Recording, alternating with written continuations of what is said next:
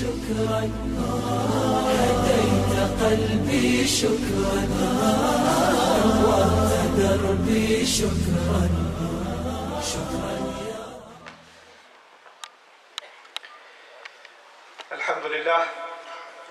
الحمد لله خالق الوجود من العدم وجاعل النور من الظلم ومخرج الصبر من الألم فملقي التوبة على الندم فنشكره على المصائب كما نشكره على النعم ونصلي على رسوله الأكرم ذي الشرف الأشم والنور الأتم والكتاب المحكم وكمال النبيين والخاتم سيد ولد آدم الذي بشر به عيسى بن مريم ودعا لبعثته إبراهيم عليه السلام حين كان يرفع قواعد بيت الله المحرم فصلى الله عليه وسلم وعلى أتباعه خير الأمم الذين بارك الله بهم كافة الناس العرب منهم والعجم فالحمد لله الذي لم يتخذ ولدا ولم يكن له شريك في الملك ولم يكن له ولي من الذل وكبره تكبيرا والحمد لله الذي أنزل على عبده الكتاب ولم يجعل له عوجا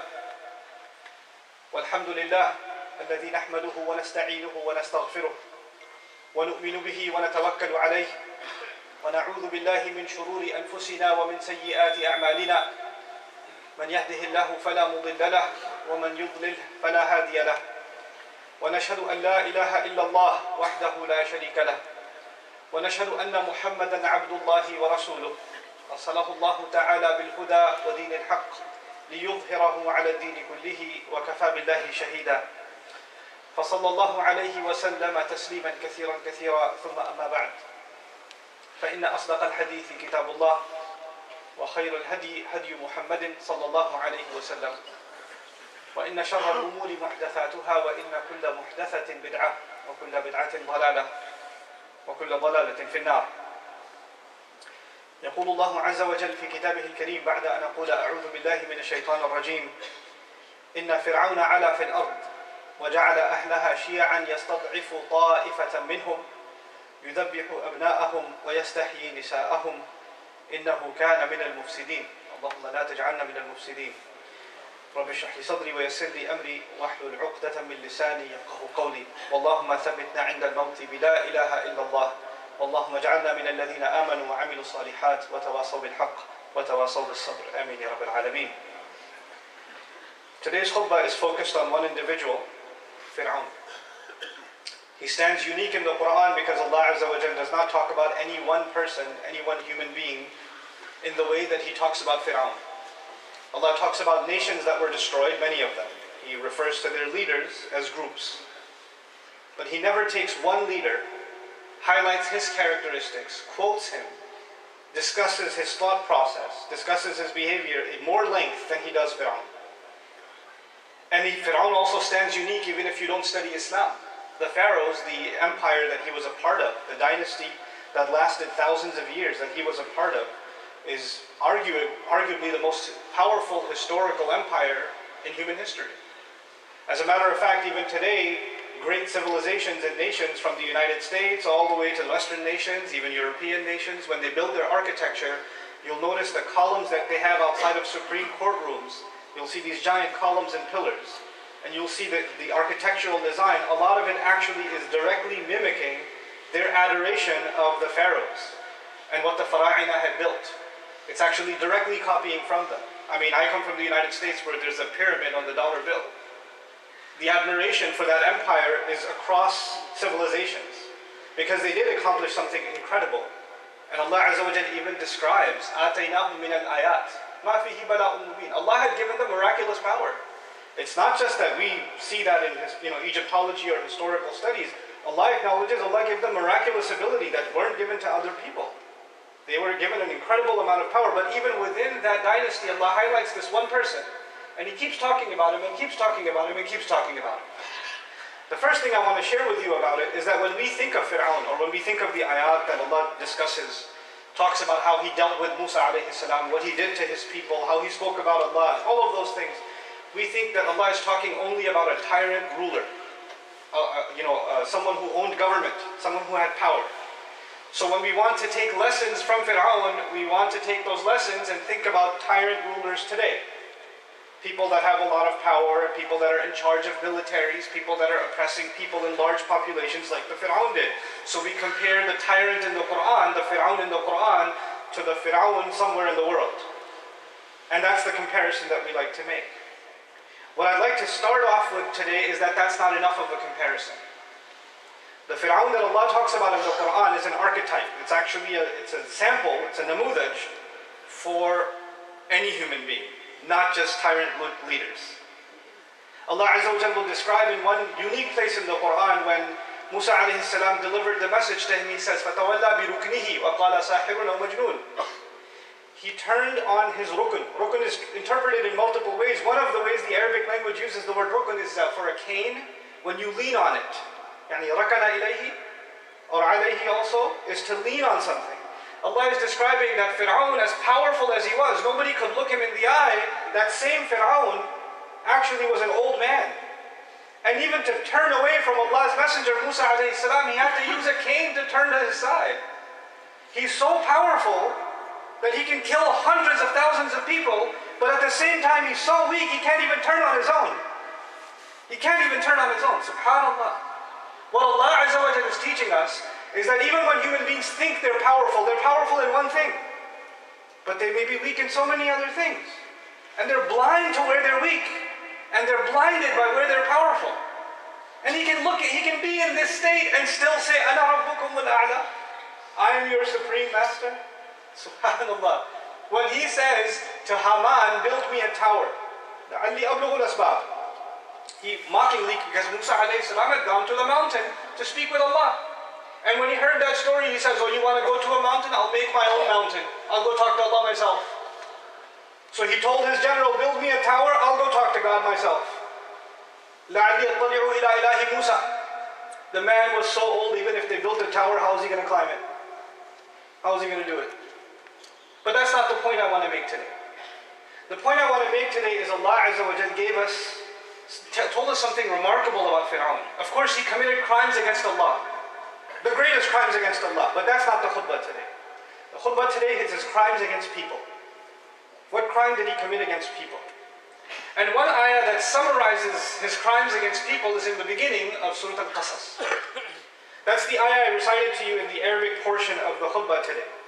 Inna Fir'auna ala fil ard. No doubt the Pharaoh, Fir'aun, was very high up in the land. Ala also means istakbar. And he looked up like this. People couldn't make eye contact with him. He looked down on the people. He was intimidating to people. وَجَعَلَ أَهْلَهَا شِيَعًا. And he had broken the population of the land into groups of people. He didn't let the people be united. Even that's not my khutbah today. But this part is, يَسْتَضْعِفُ طَائِفَةً مِّنْهُمْ. He made a group among them very weak. He wanted a group among them to be extremely weak. Istid'af is not just tad'if. Tad'if would be he made them weak. Istid'af means he wanted to make sure they're weak. He desired for them to remain weak. And Allah says there's one group in his population, the people that were under his government, that he wanted to make especially weak. And Allah is talking about Banu Israel, the children of Israel, that used to live in that land. How weak did he make them? Allah says, يُذَبِّحُ أَبْنَاءَهُمْ وَيَسْتَحْيِي نِسَاءَهُمْ. He used to slaughter their children, their sons. And he didn't slaughter them on the battlefield. He didn't slaughter them in some prison somewhere. They would literally go door to door and kill the baby boys. That's what they used to do. Now you can imagine, even animals protect their children. Even an animal, when its baby is about to be killed, even if it's a cow or a bull, it's a bull, it's going to fight a lion even if it has no chance. Because it's child. How weak does a people have to become? How weak does a father become? How weak does a mother become that they can watch their own child, their own little baby brother, their own little sister, their family member be slaughtered in front of them and they can't do anything, they just watch.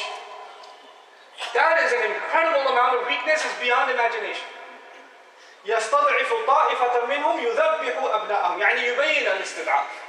He's clarifying how weak did they become? They can even watch their own children die in front of them. وَيَسْتَحْيِي نِسَاءَهُمْ. And he would let their women live. And I don't have to spell out for you what does it mean when oppressing armies let women live. what that means, what kind of humiliation that is. And they still couldn't do anything about it. إِنَّهُ كَانَ مِنَ الْمُفْسِدِينَ. He used to be from those who caused a great deal of corruption. But the question becomes, how did he do it? How do you take people and you make them so weak that they can't even protect their own dignity, their own children? How do you make them so paralyzed that they lose even the most basic, even the animal instinct of protecting your own? Not even that anymore. And so Allah answers that question in other places in the Quran. How did He make His people so weak? And I want to explore that question because there are elements of Fir'aun that can happen inside of me and inside of you. And there may be someone who's acting in some way, not entirely. Don't hear this khutbah and say, I know a Fir'aun in my family. Don't do that. But there are elements of his behavior that if we look at carefully from Allah's words, you learn something profound. He did two things to his people. There are two words used in the Quran. Those of you that are familiar with the Arabic language, those two words are istifzaz and istighfaf. فَاسْتَخَفَّ قَوْمَهُ فَاسْتَخَفَّ قَوْمَهُ and أَرَادَ أَنْ يَسْتَفِزَّهُمْ مِنَ الْأَرْضِ. Two words that are used. And my khutbah today, what's left of it, is just to describe to you what these two words mean. In one place Allah Azza wa Jalla says, فَاسْتَخَفَّ قَوْمَهُ فَأَطَاعُوهُ. Easy translation would be, He made His people feel like they're very light, and therefore they followed Him. Now that sounds confusing. What does it mean that He made His people feel light? Let's dig into this word a little bit. The word khaf in Arabic, first of all, is used جاءت الإبل على خف واحد, when people owned a lot of camels, and the camel never moves away from the line. All the camels are in line, and there's not even a rope. There's no rope, there's no chain, but the camels are in perfect line. The neck of one camel almost at the tail of the next camel, perfect train moving, complete obedience. That's actually called khuf. And the reason it's used is you don't have to put chains on these animals. Their chains are in their head. This is actually a kind of istighfaf. Similarly, the word khuf, you might be familiar, is used for socks or footwear. When you keep something so submitted, you step on it every time. And it's for your comfort, but it's inconvenience. When you treat people with istighfaf, it means you get to literally step on them. You put your foot on their neck. That's how you keep people. He wanted to keep people light. He wanted to keep people literally under his shoe. Literally under his foot. It's also used for when wild animals, when the male hunts the female, in nature, when a wild animal wants to mate with the other animal, the female runs.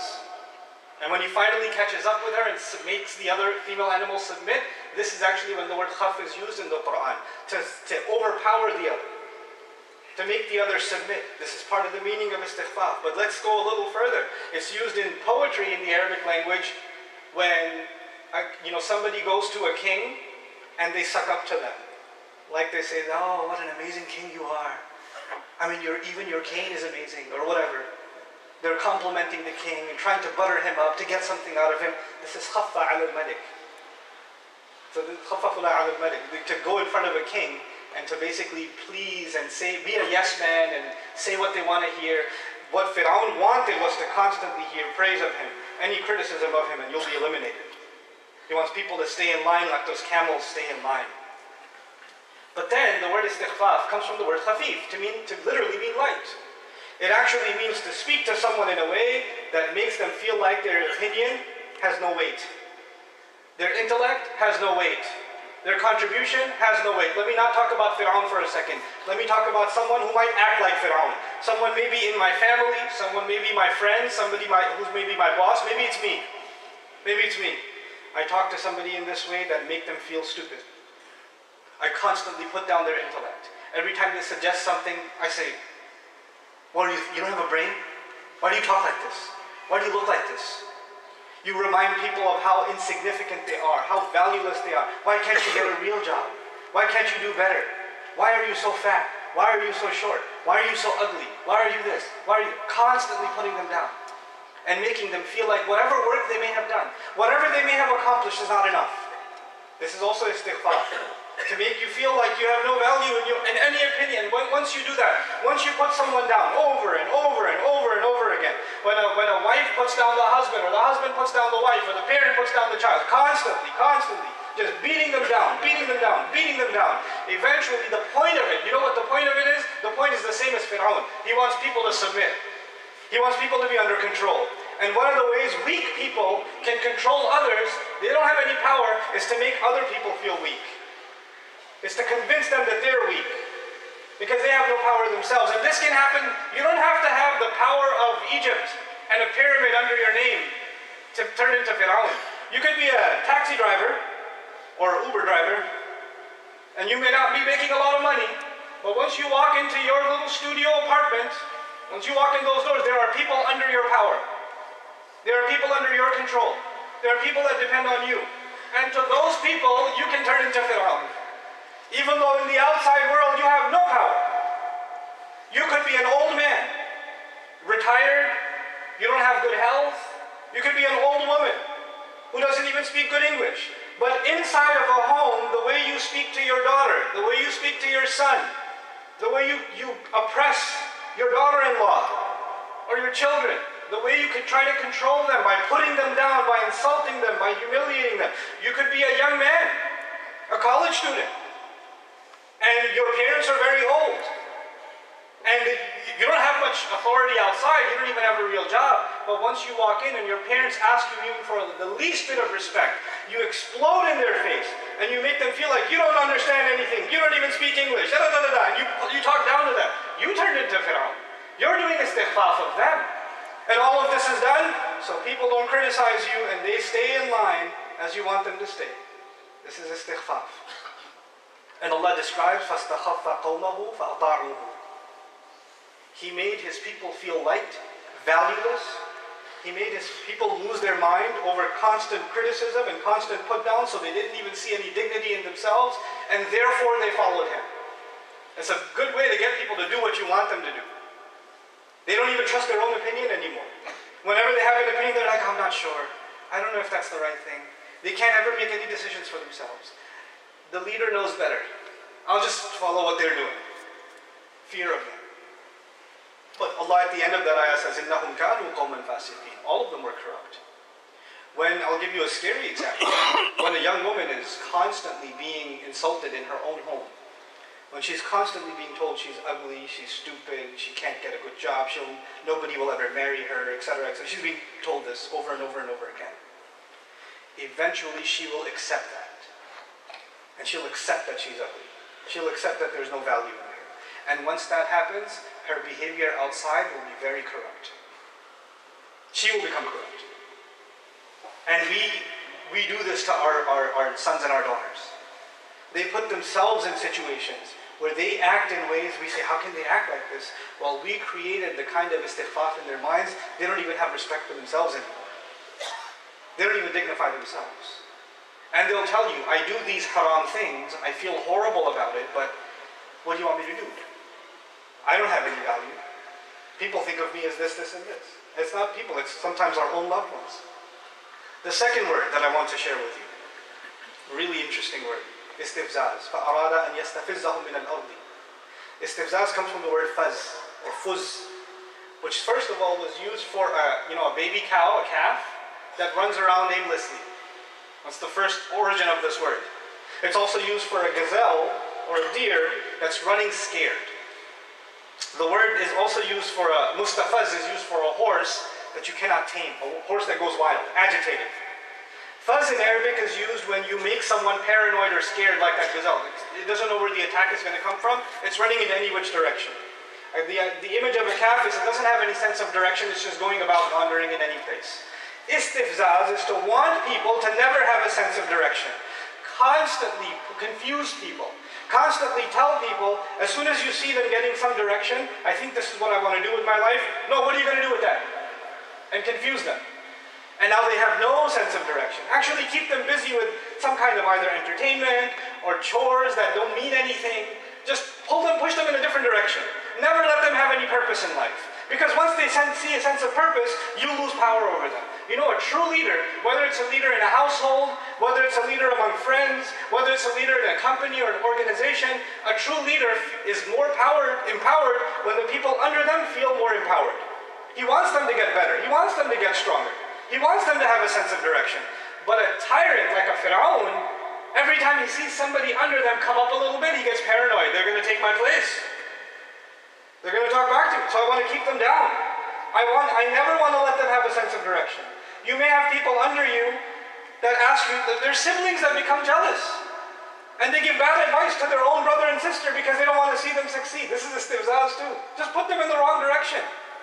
Make them lose their mind. But the other meaning of istifzaz is actually to scare you.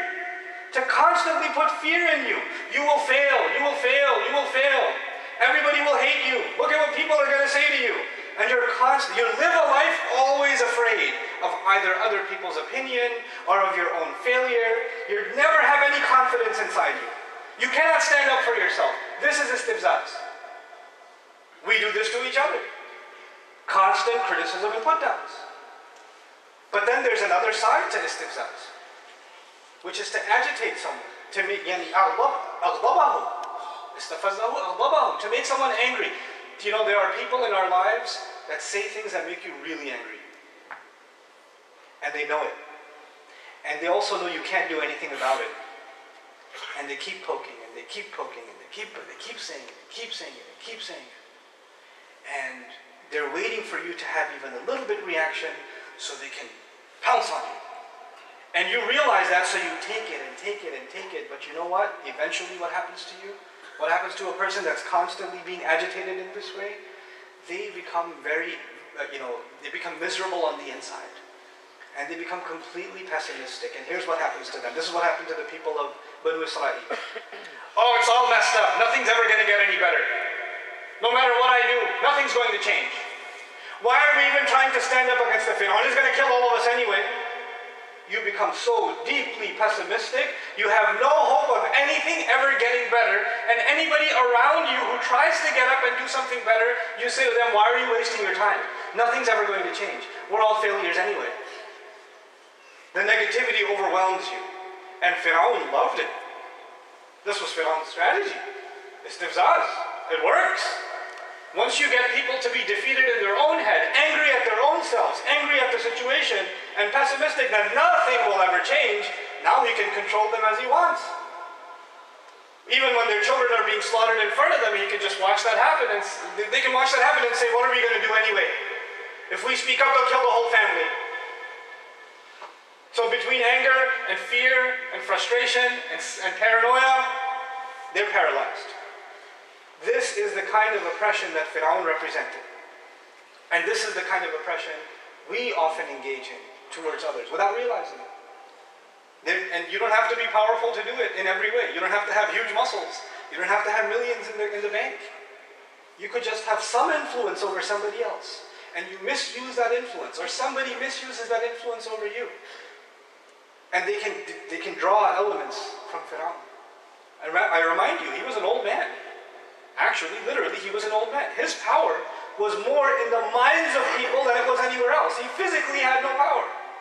It was in the minds of the soldiers that followed him that he had power, that they couldn't disobey him, that they were terrified of him. But actually, literally speaking, what is an old man compared to a giant army? Why are they even listening to him? What is an entire nation compared to this old man? It's all perception. So what Quran did, what Allah Azza wa Jal showed us, is but the example of Musa alayhi salam.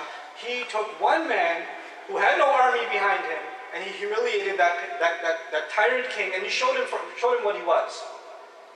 And so what I want to leave you with is two things.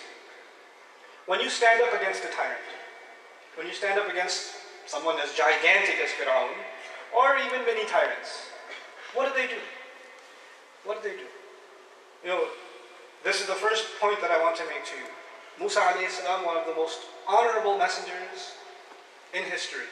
So honored that Allah did not talk about any other prophet more than he talked about Musa alayhi salam. By name. More mention of him than anybody else.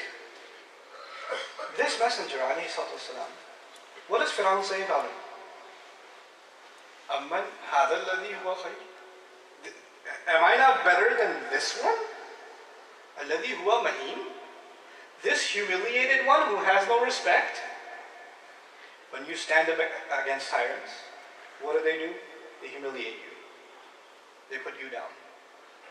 They try to make you feel bad. They're really good at it. You know, who was right? Musa alayhi salam or Pharaoh? We know. But when Musa alayhi salam stood in front of him, you know what he did? He said, Alam nurabbika fina walida. Didn't we raise you in this house as a newborn? I raised you in this house, you're going to talk to me like this?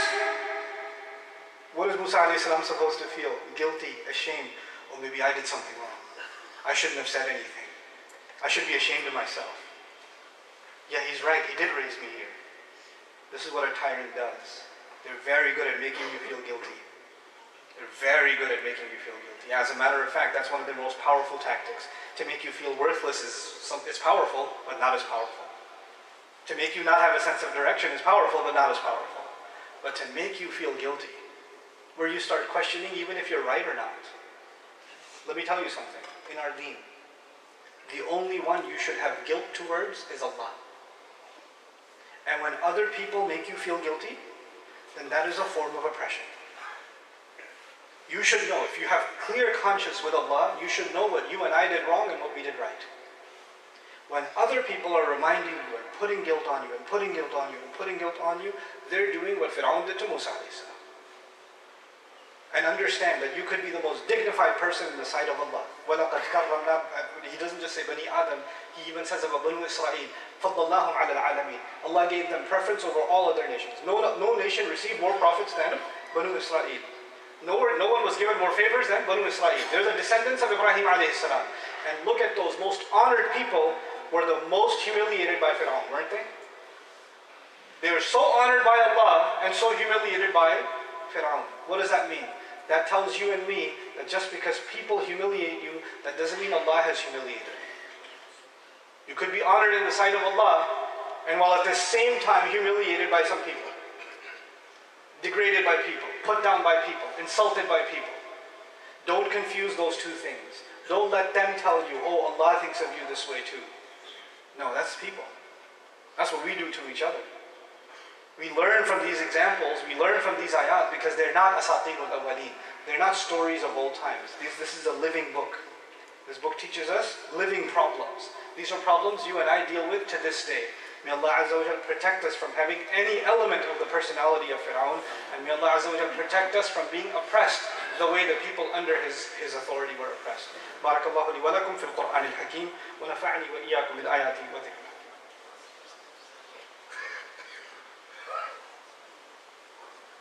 الحمد لله وكفى والصلاة والسلام على عباده الذين اصطفى خصوصا على أفضلهم وخاتم النبيين محمد الأمين وعلى آله وصحبه أجمعين.